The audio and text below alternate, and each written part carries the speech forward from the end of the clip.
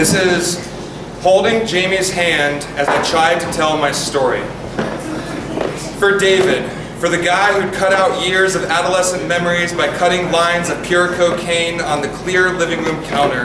Want to feel some real feels, he says as he credit card chops a line in two and inhales both up each nostril and sinks down into the powder-covered couch behind him, trying to recollect happier times when his addiction and dependence on numbness wasn't necessary, when his father didn't use his body for empty beer bottle battery and trash can practice.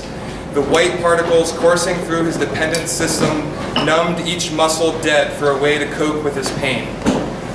For Max, for the guy who seemed to have it all together, a compassionate mother to heat the home, a small close group of friends to drink cheap beer and smoke good kush with on the weekends, and a devoted girlfriend who still to this day wears his neon green hooligan hoodie.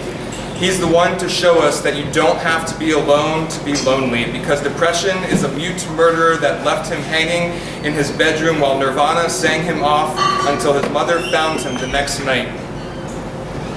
For Cassie, for the girl who wears black and blue socks with yellow ducks pulled high above the knees to conceal the Marlboro cigarette burns of a 16-year-old girl's legs, courtesy of a drunk, sometimes even sober, father. She can connect the dots with a Sharpie dotted line, but clenches a knife from the toolkit drawer instead and carves the lines between the dots and creates a blood-red smile to almost mirror back at her. She straps tight a Band-Aid on the side of her chapped hands where her thumb breaks from her finger.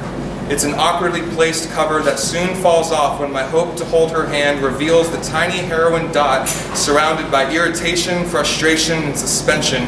Red on red on red with more red. Vibrant from her veins and bright like a street light, but this red doesn't stop. For everyone. When you hear these stories and see these names, do not sit in your seat and cringe with empathy for the struggling or with sympathy for their families, because these are people too. And this is what we wear on our sleeves, but is not how we identify. David is not an addict, for he is an artist waiting to be seen.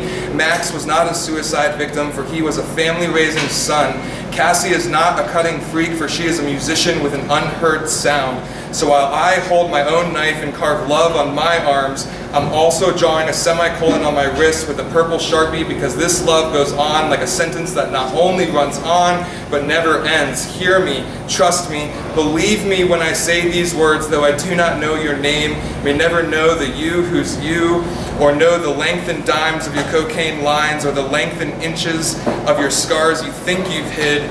I love you. Yes, though we've never met and most likely never will, I will remain here with you and always love you still. When the noises all around shut you up, shut you down, and shut you out, inside your menthol-coated lungs, you have a voice to be heard. You have your words, craving to move on from mumbling syllables under your tired breath, to tell the world just who you are, because your story is important. We won't be the ones labeled by our diagnosed depression, or the ones only seen as scarred. We will be the ones who kick our addiction, overcome our depression, will cut out our cocaine lines and dig a new defense with knives like swords to live in the trenches on the front lines. We will be the ones who will say, I will refuse to give up, I refuse to give in. We will be the hopeful.